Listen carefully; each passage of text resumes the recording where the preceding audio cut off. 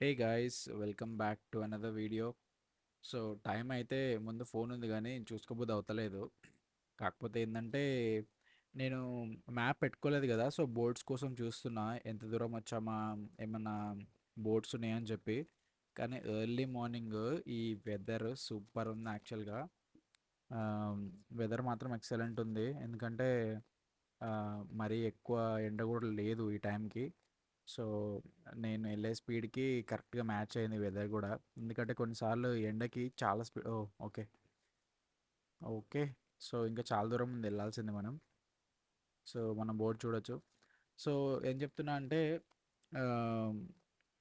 బేసిక్గా వెదర్ వేడిగా ఉంటే ఎంత స్పీడ్ పోయినా కూడా మనం చాలా టైర్డ్ అయిపోతాం, ఎందుకంటే ఆ ఎండ ఇట్లా హాట్ ఎయిర్ అనేది వస్తుంటుంది కాబట్టి. సో చాలా చిరాకు ఉంటుంది, తొందరగా నోరు డ్రై అయిపోతుంది, డిహైడ్రేట్ కూడా అయిపోతాం. కాకపోతే one of the best thing ఏంటంటే మార్నింగ్ స్టార్ట్ అవ్వడం వల్ల ఏమంత టైర్డ్ అనిపించలేదు, తొందరగా వెళ్ళిపోతున్నట్టు అనిపించింది. బట్ ఎనీవే, సో ఈ వీడియో చేస్తున్నప్పుడు నాకు గుర్తొచ్చింది. కానీ చాలా రోజులు అయింది బైక్ రైడ్కి వెళ్ళి కూడా. ఈ వీడియో ఎడిట్ చేస్తున్నప్పుడు, ఈ వాయిస్ ఓవర్ ఇస్తున్నప్పుడు చూస్తే ఆ, చాలా బాగుండే ఈ రైడ్ మాత్రం. అంటే ఫస్ట్ అండ్ లాస్ట్ రైడ్. ఈ రైడ్ తర్వాత నేను మళ్ళీ రైడ్స్ ఏం చేయలేదు. ఇంకోటి చేశాము గ్రూప్ రైడ్, నెక్స్ట్ వీడియోస్లో ఖచ్చితంగా పెడతాను. గుంటూరు రైడ్ అది కూడా సూపర్ ఉంటుంది.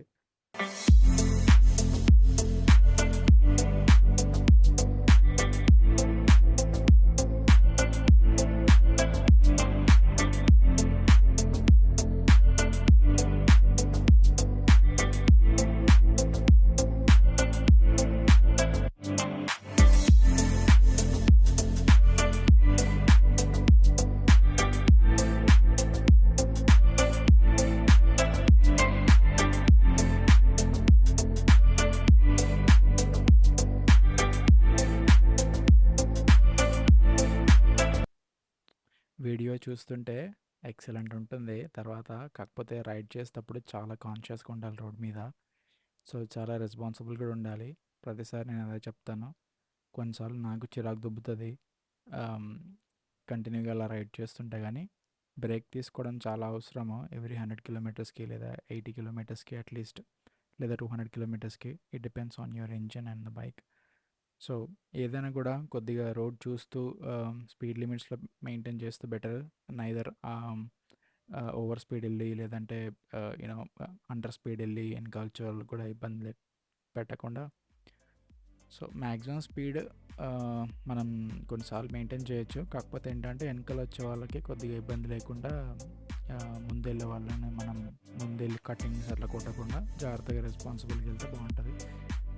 యాక్చువల్గా హైవేస్లో 100 అనేది స్పీడ్ లిమిట్ కాబట్టి మ్యాక్సిమం 100 ఎప్పుడైనా ఎవరు లేనప్పుడు, లేదనంటే 80, 90. సో ఇది speed recommended. So do guys subscribe and like and share guys. Thanks for watching.